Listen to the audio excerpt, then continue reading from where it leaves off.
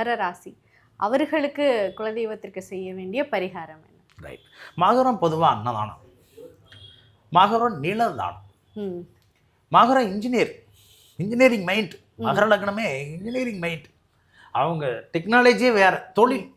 அப்போது தொழில் அப்படின்னா இப்போ அந்த வீடு அங்கே ஒரு பில்டிங் கட்டணும், அந்த ஒரு பில்டிங் கட்டோன்னா அதுக்கு இவருடைய மைண்ட் எப்படி வேலை செய்யுதோ, குலதெய்வத்து கோயில் கட்டணும்னா இவங்க போய் முன்னுக்கு நின்று ஏதாவது ஒன்று எடுத்து செஞ்சுட்டா இவங்க பக்கா வந்துடுவாங்க. அப்படி ஒன்றா. அதே வேளையில் அந்த குலத்தில் யாராவது இறந்து விட்டால் கர்ம வீடு, மகரம் கர்மாவனுடைய வீடு. குலத்தில் யாராவது இறந்துட்டான், வயசானவங்க இறந்துட்டா அவங்களுக்கு உதவி செஞ்சுட்டாலே இவங்களுக்கு குலதெய்வம் ஆட்டோமேட்டிக்காக நன்மை செய்யும். நீங்கள் சாமி தான்ங்கிறதல்ல, சாமியை தாண்டி அந்த சாமியும் நம்மளுக்கு பெரிய சாதகமான விஷயங்களை செய்ய காத்திருக்குது. நன்மையும் தீமையும் நலம் புரிந்த தன்மையால் ஆளப்படும்.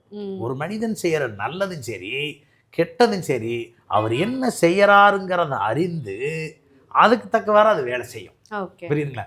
அதனால் அது ரொம்ப சிறப்பாக இருக்குது. இந்த மாதிரி உதவிகளை நம்ம செஞ்ச போது நிலதானம், நிலத்தை சரி செய்கிறது, கட்டடம் கட்டுறது, கட்டடம் சார்ந்த வேலைகளை செய்கிறது, அன்னதானம் செய்கிறது, வயதானவங்கள் அவங்கள் சமுதாயத்தில் அவங்க குலத்தில் யாராவது வயதானவங்கள் இறந்து விட்டால் ஆண் பெண் யாராக இருந்தாலும் அவங்களுடைய கர்மகாரிய செலவுகளை ஏற்றி செய்கிறது இவர்களுக்கு வெற்றியை தருகிறது.